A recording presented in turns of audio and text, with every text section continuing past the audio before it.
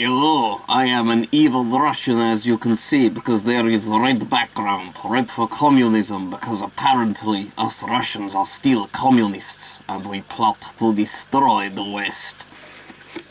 No, only joking with you, it's me as usual.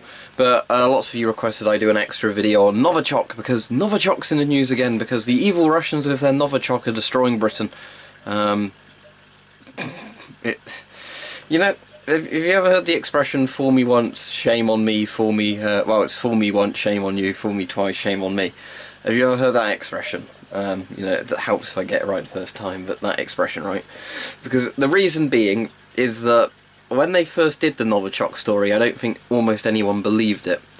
And then what they said is, oh shit, nobody likes our government, what should we do? Let's say the Russians are poisoning people with Novichok again. So the first time they did it, it was kind of credible, because they were saying, oh, the Russians were trying to kill an ex-spy using nerve agent. Which wouldn't be something, it wouldn't surprise me at all if the Russians tried to do that, but then, you know, the story fell apart when the media and the police and all the forensic examiners and everything kept changing the story every 5 minutes of how they were poisoned with the nerve agent. Firstly, it was, you know, they were poisoned on the park bench, and it was smeared on a door handle of their car or something. Then it was put in their food at a restaurant. Then it was smeared on the door of their house. Then it was administered when they were on holiday in Russia. Then it was put in a gift when they took it back and they opened the gift, it poisoned them. You know, then it was like, it was put in their food in their house or something, or it was smeared on random objects in their house. So, basically, the story completely fell apart and most people did not believe a word of it. And I said, there could have been some credibility to it, but, you know, it was just a ridiculous story that, you know, the Russians are constantly doing all these evil things. Evil, nasty Russians doing all these nasty things. And lots of people did say, you know, it's kind of funny when there's lots of domestic problems in the UK, that stories like this crop up, and then, oh, look what happened. So basically, if you weren't following it, what then happened, and I knew this happened before people even told me, because suddenly GCHQ shills were back on my video insulting me with the same regular, easy-to-tell insults, because I guess they're not paid enough per hour to be all that original. They were then saying to me, you know, all the same insults about Novichok again. So I thought, well, what's going on? And a few people said, oh, have you heard the latest person's been poisoned with Novichok? And this is the best bit, right, because it's just, all credibility is lost now. So, as we said before, maybe the Russians would kill an ex-spy. Now apparently the Russians are poisoning heroin addicts with Novichok.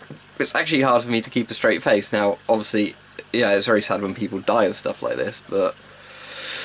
So, you have a drug addict that overdoses on heroin. But no, it was really Novichok. The Russians did it. The Russians did it. You know, and again, it's funny, isn't it, with Theresa May, with all this Brexit stuff, as she's being shown to be a completely weak and useless Prime Minister. Theresa May is actually the better name for her. You know, it's funny, isn't it, how, as soon as all these domestic problems happen again, wait, no, the Russians are doing it, and apparently now she's saying to Trump when he's visiting the UK, you need to do something about the Russians, because they're poisoning us with this Novichok.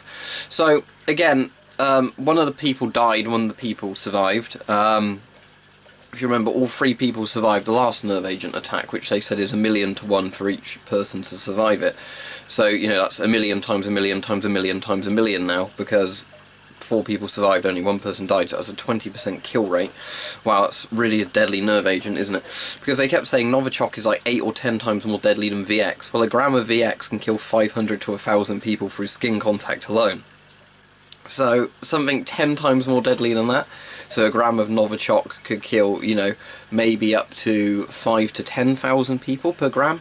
Wow, but only killed 1 person out of 5 people infected.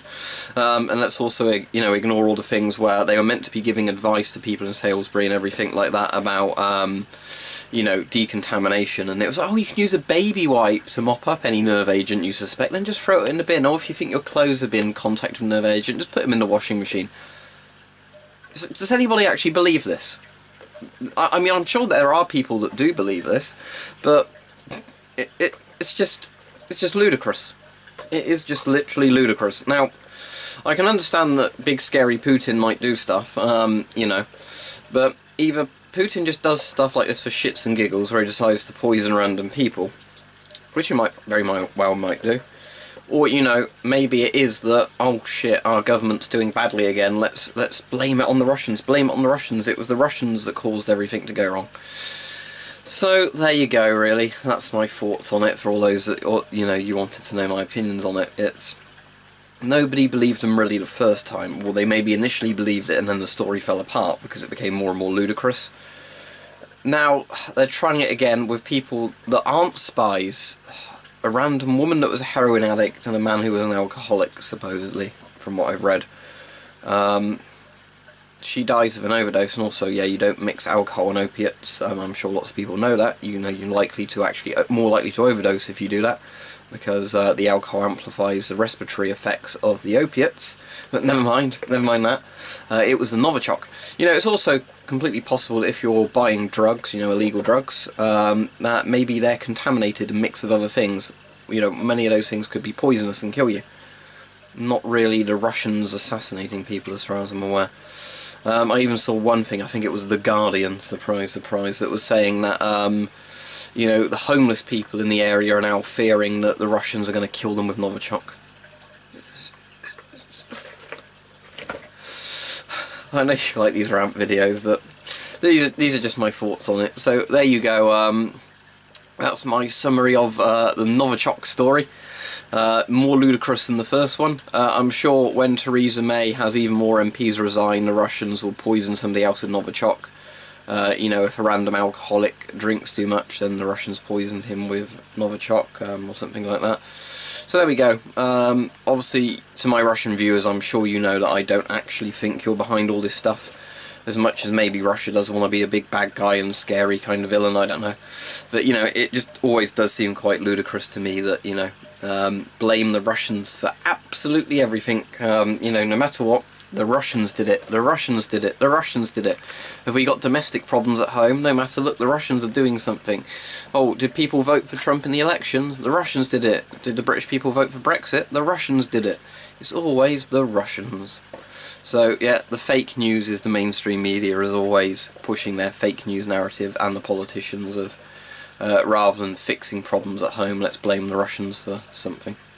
So, yeah, just so you're on the lookout, next time you hear of a local drug addict that dies of an overdose, maybe the Russians did it.